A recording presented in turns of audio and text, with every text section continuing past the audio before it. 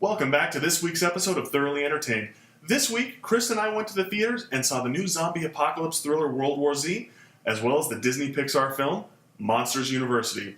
Please go to our website, thoroughlyentertained.com, and sign up for our summer movie guide so that you know what's happening every week at the theater.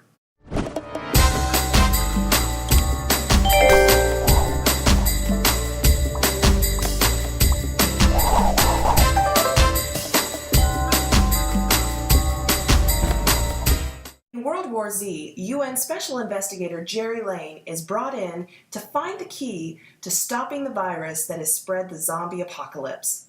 So our question of the week is, what is your favorite zombie movie? Scott, what is yours? Probably my all-time favorite zombie movie is 28 Days Later. I like the aggression of the zombies and how it seems to put people in so much more peril, immediate peril. I have to be honest, I've only really seen two different zombie things because I don't like scary movies. But I would probably say Warm Bodies that we saw earlier this year. Was good, yeah. It's not your traditional zombie movie. No, definitely not. But I also I just started watching The Walking Dead. It's excellent, and World War Z is fantastic. So, I mean, they're all different in different ways. So. Absolutely. But I'd say Warm Bodies for its humor. Okay. Well, we saw World War Z, and for me, I thought the movie was a lot better than I was expecting it to be. Most of what I'd heard leading up to it is how difficult it was going to be to take this book and turn it into a movie that had any kind of coherence or functionality. And I thought whoever did the screenplay and put the pieces together did an excellent job with that. Yeah, for those that aren't familiar, the source material comes from the book of the same title, written by Max Brooks. And the book itself is a series of field reports and is told after the zombie apocalypse. And so originally, the design for World War Z is that it's going to be a trilogy. So if it makes enough money in the theater, it'll be a trilogy and actually tell more of the stories that are showcased because there's lots of different characters in the book. And I know that was one of the downsides for the movie for me is the fact that it was really told through the eyes of one person and there's only one central character, and that's Jerry Lane, who's played by Brad Pitt.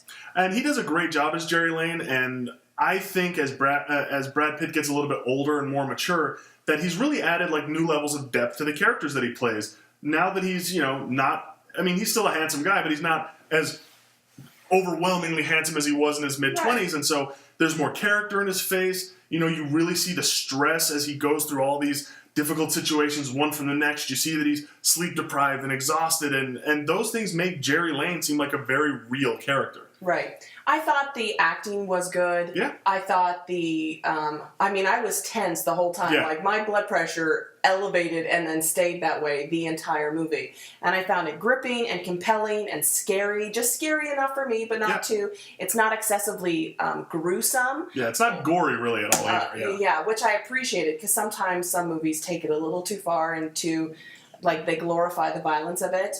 They try to make it they tried to express the humanity of a crisis of this nature, yet still ramp up the action and keep it moving and the momentum of the whole movie. And that's one of the things that I think keeps the film relatable is, even though I wish there had been a few more interesting characters in the film to kind of round the story out, I do like the fact that in something that's a global crisis is told through a very personal lens of this man needing to do this job in order to keep his family safe.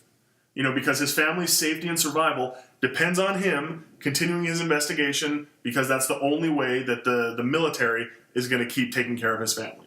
And so I like how personal they made it because it allows you to see something that's so big and almost too big to take in through one person's experience, which is smart, I think, for a movie that's basically happening all around the world at the exact same time.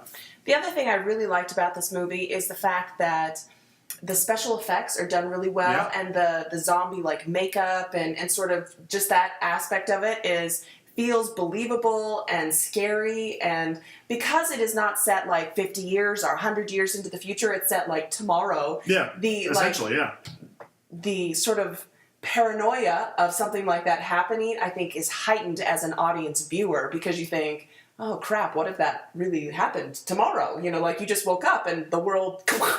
Yeah, and seeing a place that's essentially the world you recognize now, being where something like this happens, where it's not, 100 years in the future and there's flying cars and all those things that would make you a step removed from the crisis, right, and lessen its impact for you. I think by not having those things, it makes it a much more effective film overall.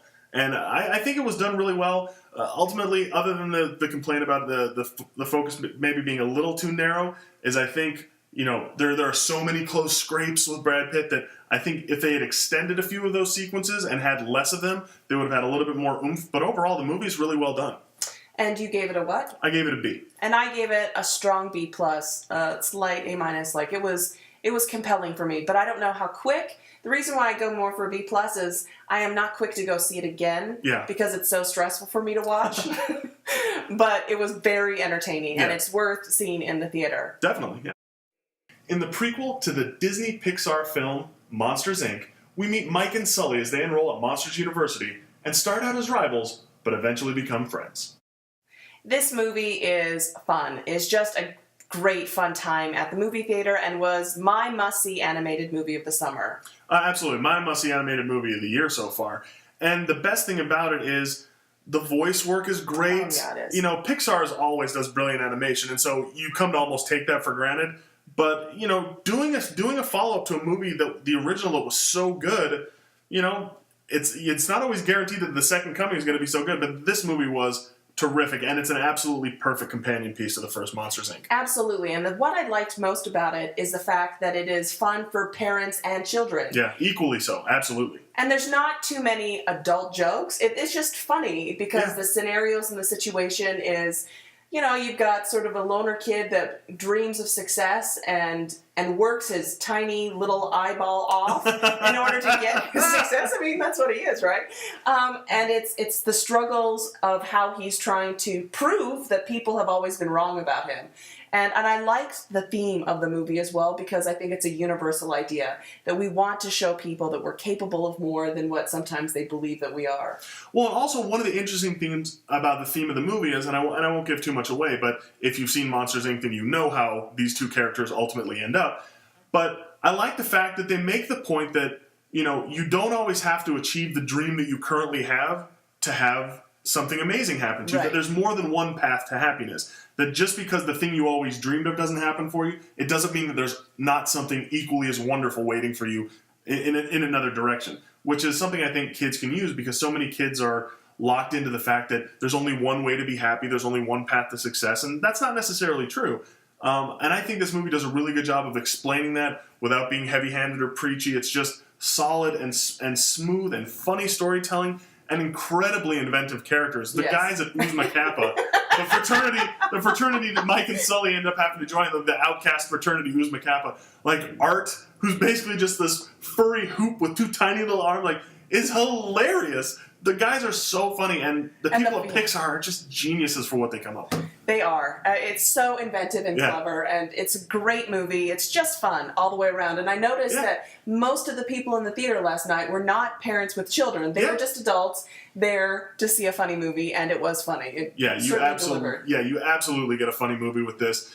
And if you really treasure the first Monsters, Inc., you don't have to worry that they'll ruin it for you, because again, they're very careful about making sure that they respect everybody's memories of the first film, and it's just a brilliant, funny, wonderful film to see. And we both gave it a strong A. Mm-hmm. Yeah. Well, that's it for this week's episode of Thoroughly Entertained. Next week, we'll be watching the Joss Whedon remake of Much Ado About Nothing, as well as White House Down.